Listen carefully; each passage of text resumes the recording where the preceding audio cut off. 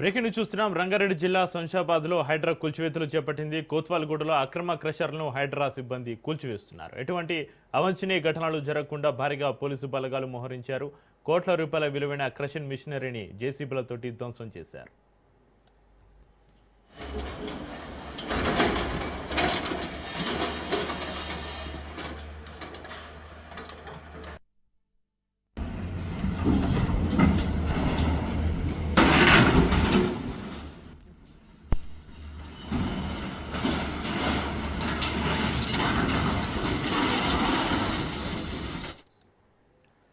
రంగారెడ్డి జిల్లా శంషాబాద్లో హైకోర్టు హైడ్రా కూల్చివేతలు చేపట్టింది. కోత్వాల్గూడలో అక్రమ క్రషర్లను హైడ్రా సిబ్బంది కూల్చివేస్తున్నారు. ఎటువంటి అవాంఛనీయ ఘటనలు జరగకుండా భారీగా పోలీసు బలగాలు మోహరించారు. కోట్ల రూపాయల విలువైన క్రషింగ్ మిషనరీని జేసీబీలతోటి ధ్వంసం చేశారు.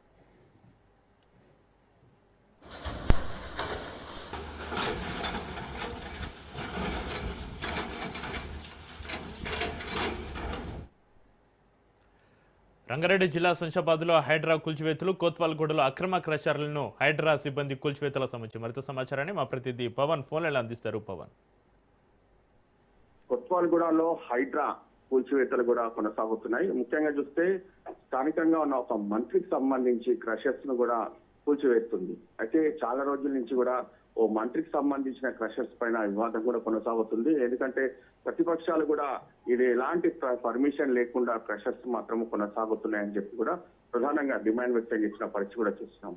అయితే ఈ నేపథ్యంలో చూస్తే హైడ్రా ఈ రోజు ఉదయం నుంచి కూడా కూల్చివేతలు కొనసాగుతున్నాయి. అయితే ఒట్టి నాగులపల్లిలో అనుమతి లేని క్రషర్ల పైన హైడ్రా సిబ్బంది పూర్తిగా తొలగిస్తున్న పరిస్థితి కూడా చూస్తున్నాము. మొత్తం 5 ప్రాంతాల్లో ఒక అక్రమ సంబంధించిన క్రషింగ్ యూనిట్లను కూడా కూల్చివేస్తుంది.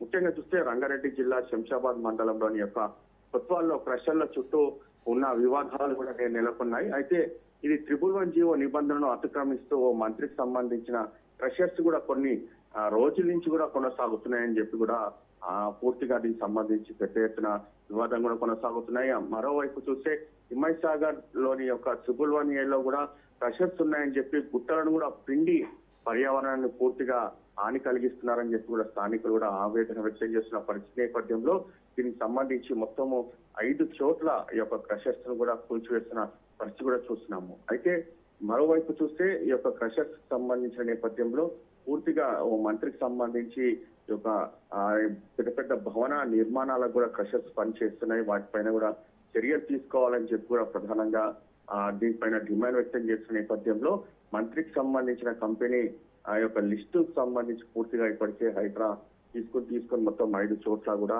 ఆ యొక్క క్రషకు సంబంధించి కూడా హైడ్రా కూల్చివేతలు కొనసాగుతున్నాయి. మరోవైపు చూస్తే పోలీసులు భారీ బలగాలను కూడా మోహరించారు. ఇక్కడ ఎలాంటి అవాంఛనీయ సంఘటనలు చోటు చేసుకోకుండా భారీ భద్రతను కూడా ఏర్పాటు చేసిన పరిస్థితి కూడా చూస్తున్నాము.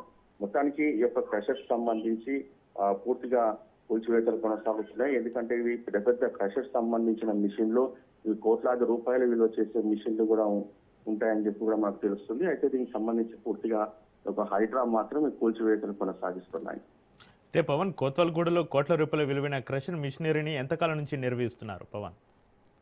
అయితే చాలా రోజుల నుంచి కూడా ఈ యొక్క కొత్వాల్గూడలో సంబంధించి హైడ్రా యొక్క క్రషర్ మిషన్లు కొనసాగుతున్నాయి. అయితే దీనిపైన పెద్ద ఎత్తున వివాదం కూడా కొనసాగుతుంది. ఎందుకంటే ప్రతిపక్ష సంబంధించిన నేతలు చాలా రోజుల నుంచి కూడా మంత్రి కాబట్టి దీనిపైన చర్యలు తీసుకోవట్లేదని చెప్పి కూడా ప్రధానంగా వారు చాలా రోజులు కూడా డిమాండ్ వ్యక్తం చేస్తున్నారు. అయితే ఈ నేపథ్యంలో హైడ్రా ఒక్కసారిగా ఈరోజు ఉదయం నుంచి కూల్చివేతలు కొనసాగిస్తున్న పరిస్థితి చూస్తున్నాము. అయితే ఈ యొక్క మిషన్ సంబంధించిన క్రషర్స్ అన్ని కూడా మొత్తం 5 చోట్ల గుర్తించారు, అక్రమంగా నడుస్తున్నాయని చెప్పి వాటన్నిటిని కూడా హైడ్రా కొద్దిగా అంటే ఈ రోజు తెల్లవారుజాము నుంచి కూడా కూల్చివేస్తున్నారు. ఎవరైనా అడ్డుకోవడానికి వస్తారేమో అని చెప్పి కూడా పోలీసులు ముందస్తు చర్యగా భారీ బలగాలను కూడా మోహరించారు.